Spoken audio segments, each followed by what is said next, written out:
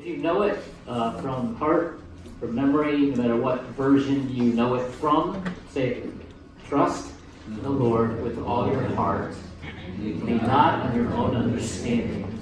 In all your ways acknowledge Him, and He will direct your paths.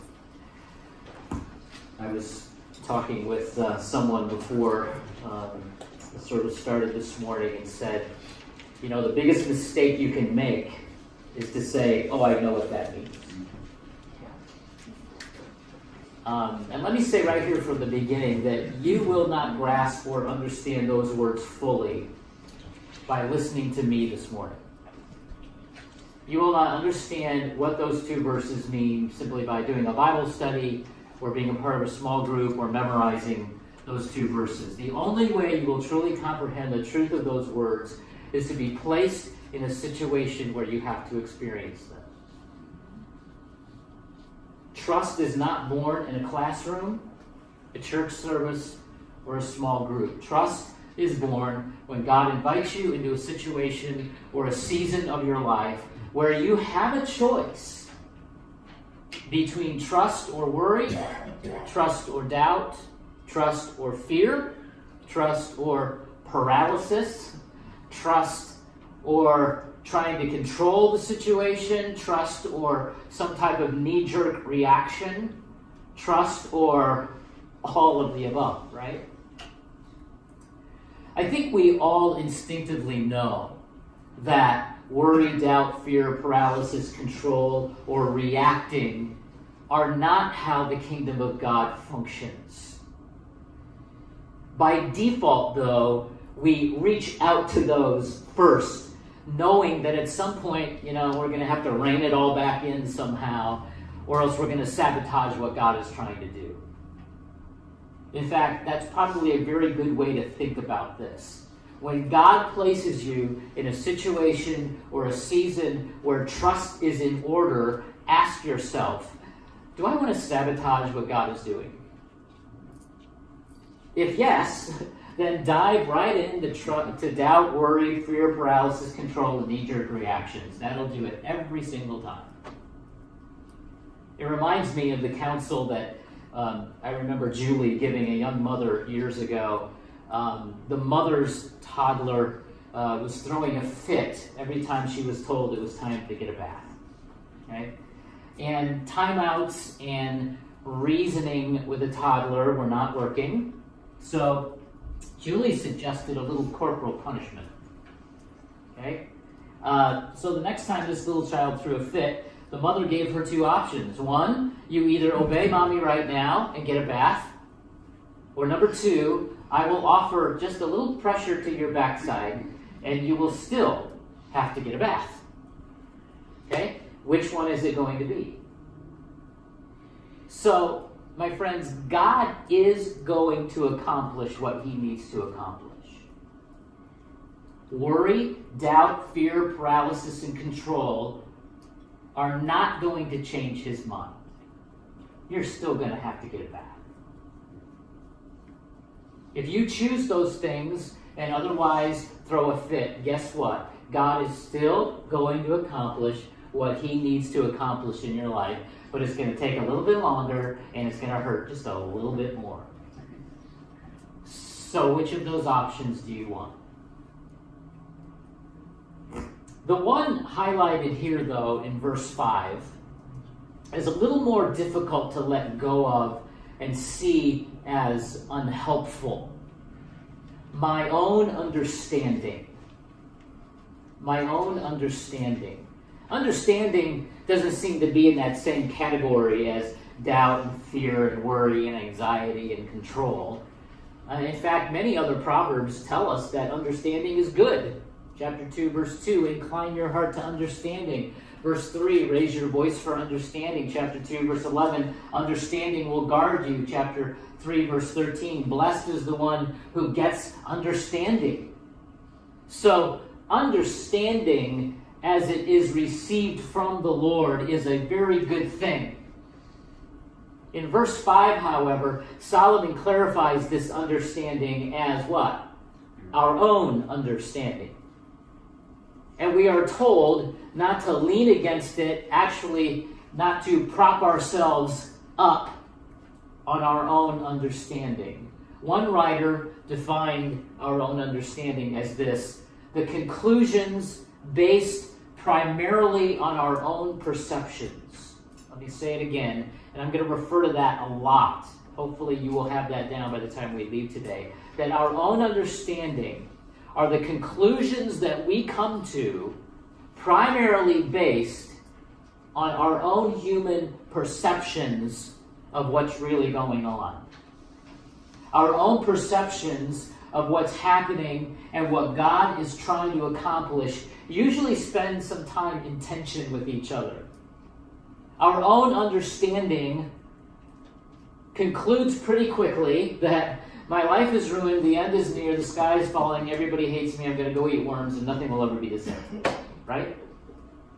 Don't tell me you haven't done that. Right? That's what our conclusions, based on our perceptions, kind of go to. But here's what we need to grasp. Our own understanding, the conclusions that we come to based on the perception of what's happening, will never be able to bear the weight of the big picture that God is painting one small stroke at a time. Our own understanding does not have the ability to fill in the missing pieces. Only God knows the missing pieces. And as much as we grunt and strain to try to figure that out, we will never quite figure it out. What we think is happening never quite syncs up perfectly to what God is doing in the moment. After some kind of tragedy or a job loss or a broken relationship or a church split or a terminal illness, I don't think anyone has ever said, oh, I know how this fits perfectly into God's overall plan for my life. No one has ever said that. Why? Because it's impossible for you to know. Impossible. Now, I've said many times, and I said it again this week, God, what do you have up your sleeve?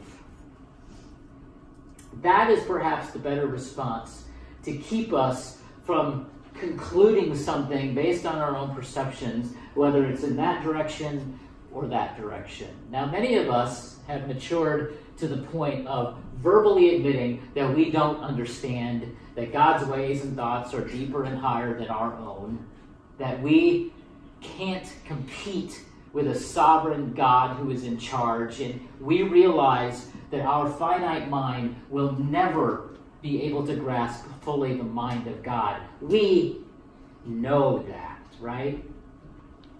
But as this phrase also implies, as our own understanding also implies, our tendency is to step into the role of what I'm going to call the arbiter or negotiator of our own well-being. And here's what I mean by that. Okay, God, I admit I have no comprehension of what you're doing, but I'm not going to wait around to find out.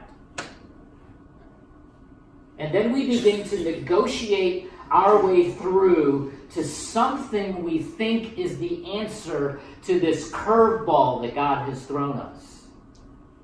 We've all done it, right?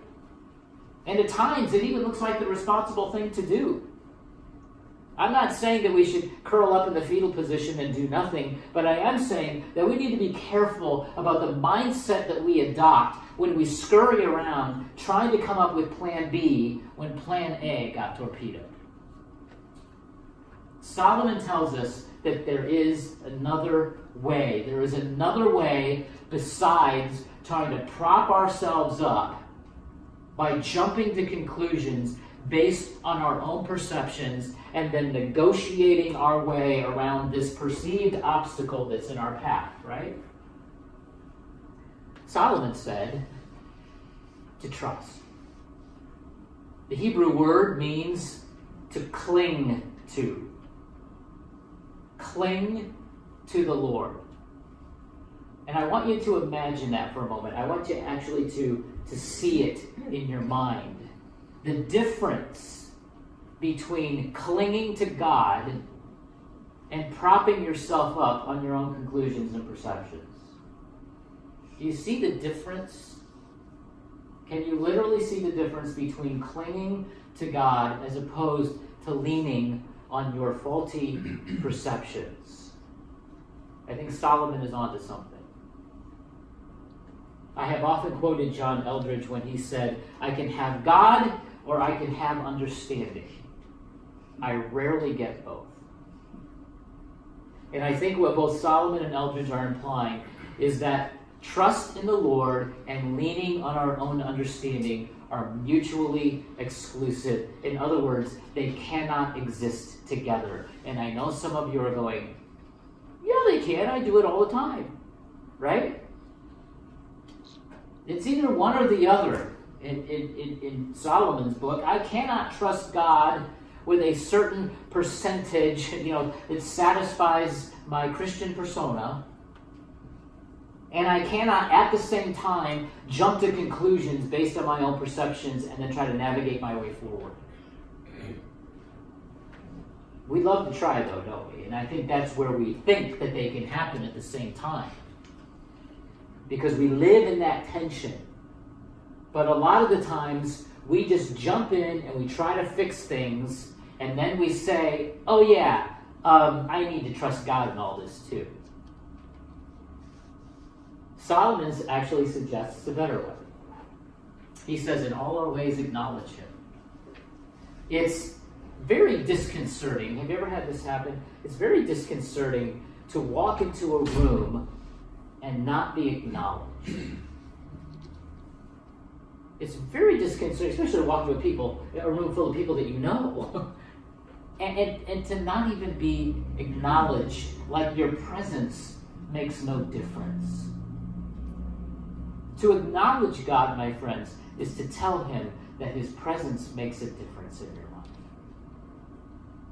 In all your ways, in everything you do, in every turn that your life takes, in everything that you cannot comprehend, his presence makes a difference. And he loves to be acknowledged that that is true. And when we acknowledge his presence, there's usually something that happens when we acknowledge someone's presence. What happens after that? We begin a conversation, right? John walks into the room. I say, hey, John.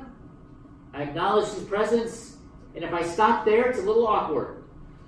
Okay? We begin to have, however deep or shallow, of a conversation. We start to connect with each other.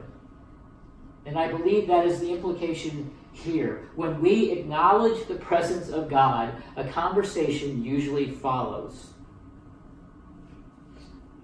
So, how do you do that?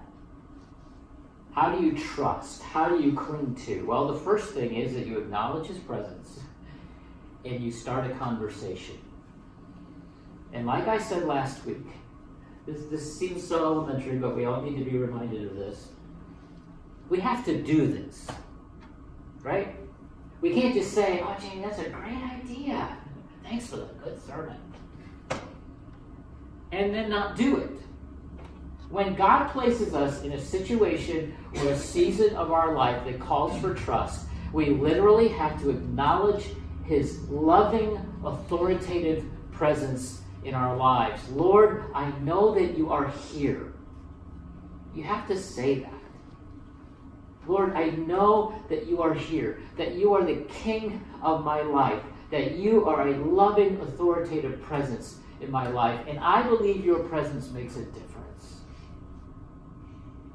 And then we need to keep that conversation going. Here are some suggestions. Lord, how do you want me to respond to so-and-so?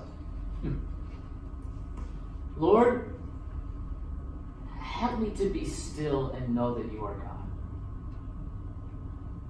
Lord, what do you think we should do next? Lord, how are you trying to shape and form me through this? Lord, what do you have up your sleeve? And when you ask questions like that of somebody, what usually happens next? You listen. You listen for an answer. You don't just go off and do your own thing. And in doing so, this paves the way for him to direct your path, for him to pave the way forward, to make a winding and sometimes confusing path just a little bit straighter. And then, as some translations say, in this process, there is this thing called submission. We submit to him.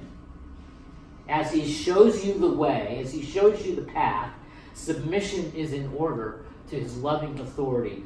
Trusting, my friends, involves action. When he says, okay, here's the path that we're going to go, okay, there's some type of action that has to take place. We have to start walking down this path that he has directed us toward. Trusting involves moving down that path he has made for you, even though that full comprehension and full understanding are still not functioning the way that you would like them to function. And if I'm the first one to tell you this, I'm sorry. The full comprehension and full understanding hardly ever happens. Hardly ever happens. I love the story told by Brennan Manning. I've told this before, but it's the story of the late John Kavanaugh, professor of philosophy at St. Louis University, and the experience that he had with Mother Teresa. Brennan Manning told the story like this. He said, when the brilliant ethicist John Kavanaugh went to work for 3 months at the House of the Dying in Calcutta, he was seeking a clear answer as to how best to spend the rest of his life. On the first morning there, he met Mother Teresa. She asked, "And what can I do for you?" Kavanaugh asked her to pray for him. "What do you want me to pray for?" she asked. He voiced this request, "Pray that I have clarity." She said firmly, "No, I will not do that." When he asked her why, she said, "Clarity is the last thing you are clinging to and must let go of."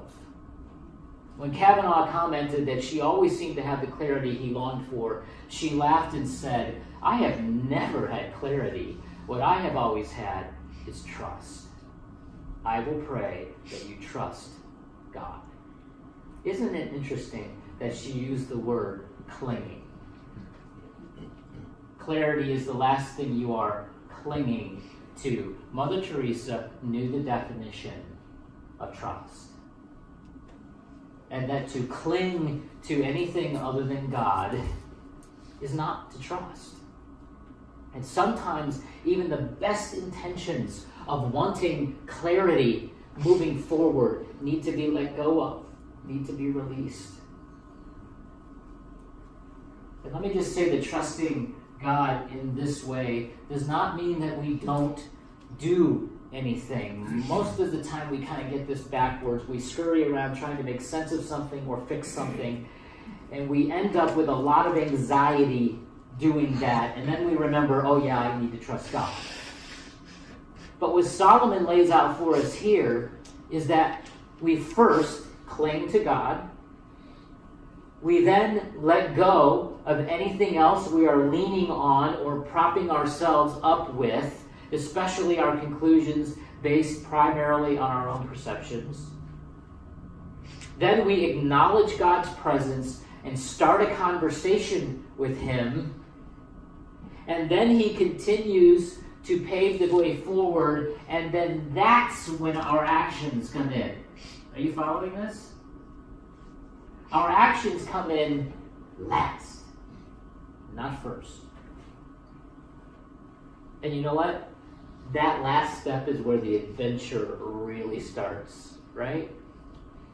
Because God rarely, if ever, He's never done this with me, He never writes things in the sky.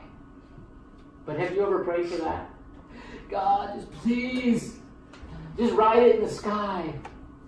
But you know what? If He always wrote stuff in the sky, my friends, we would never have a reason to develop an intimate relationship with Him.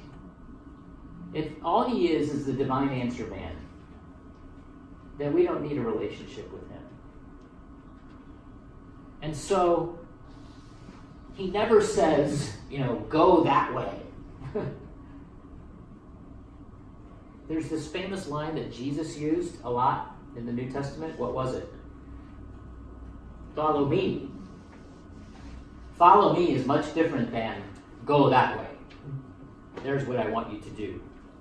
And this is where Proverbs 3, 5, and 6 start to go into this continuous loop.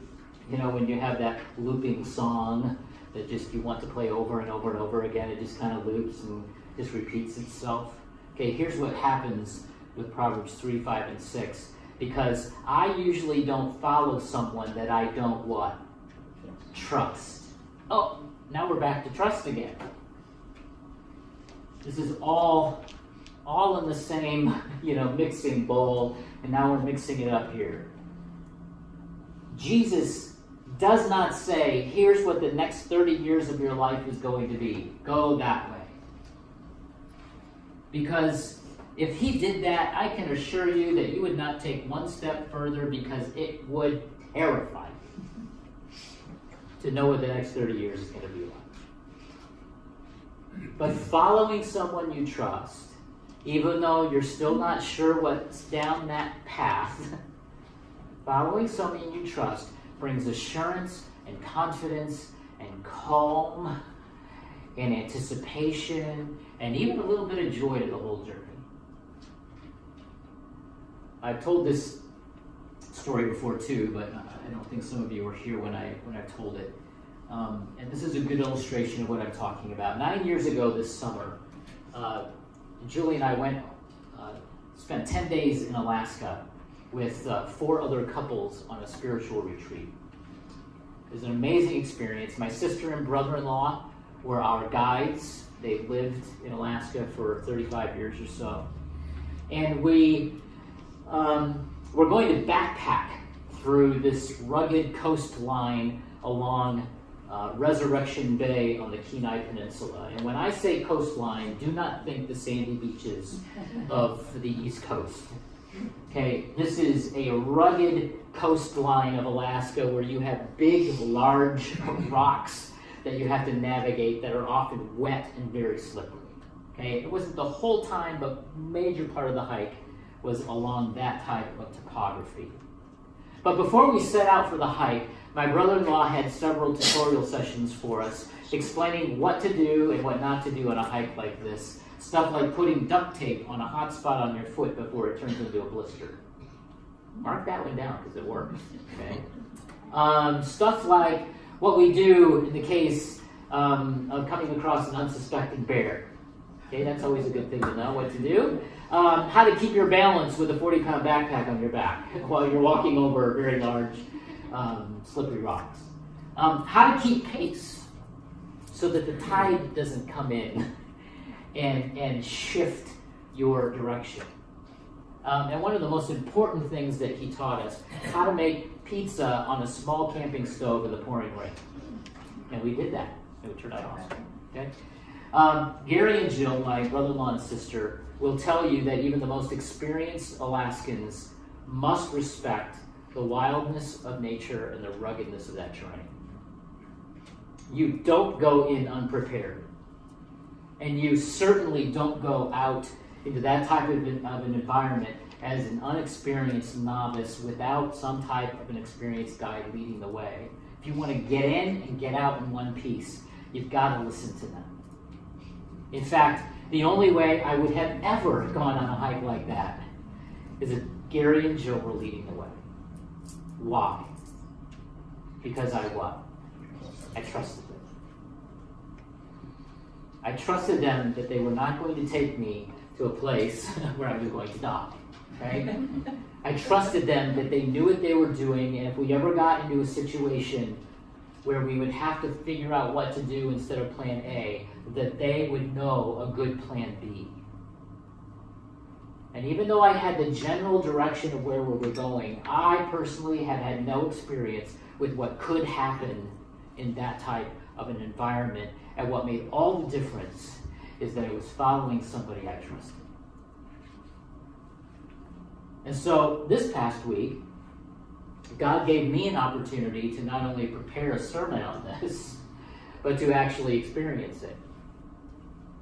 Remember, you will not grasp or understand what we've been talking about over the last 20 minutes just by listening to a sermon, doing a Bible study, or memorizing those verses. The only way you will comprehend the truth of those words is to be placed in a situation where you have to experience them.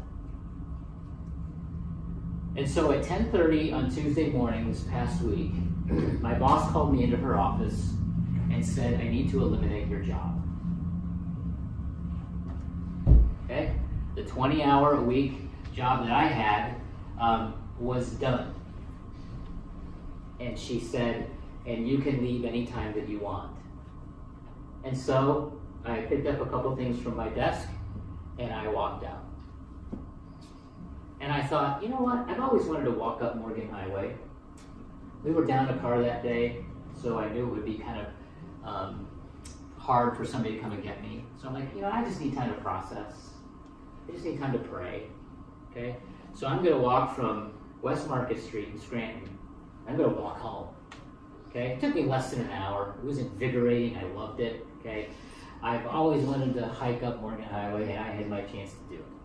So during that time, I thought, well, Lord, isn't it interesting that I'm preaching on Proverbs 3, 5, and 6 this week? Okay? And I had been given an opportunity to actually experience this. And for just under an hour, I had a chance to acknowledge God's presence and to say, you know what? You really make the difference. So let's continue this conversation about what the future looks like. And I can honestly tell you, my friends, I'm okay. I'm okay. I didn't want to go back there anyway. Okay? Didn't really like it. It's not really who I am. But it was how God was providing. And I know that He will provide something else in the near future. But at this point in my life, my friends, when those types of things happen, you know what happens to this face? It just breaks into a big grin. And I say, okay, Lord, what are you up to now? Because when those things happen that are so totally out of your control, that make you start to reach for those things called doubt and worry and fear and anxiety, the more you walk with God, the less those things show up, and the more a big smile comes across your face, and you just say, okay, God, what are you up to now? And so as we close this morning, before we end with that final song, let me give you my expanded translation of Proverbs 3, 5, and 6. And I'm going to dip into that definition of the heart that we talked about last week. Cling to the Lord with all your heart, with that fountain at the deepest recesses and absolute center, where your genuine, real feelings, your most authentic thoughts, and your actual values and take on life reside. And don't prop yourself up with your own conclusions based primarily on your own perceptions. And don't try to navigate your way forward on your own. Acknowledge that God's presence makes a difference in your life. And start a conversation with Him about what moving forward looks like. And He will say, follow me down this path I have for you. And you will respond, I will follow because I trust you.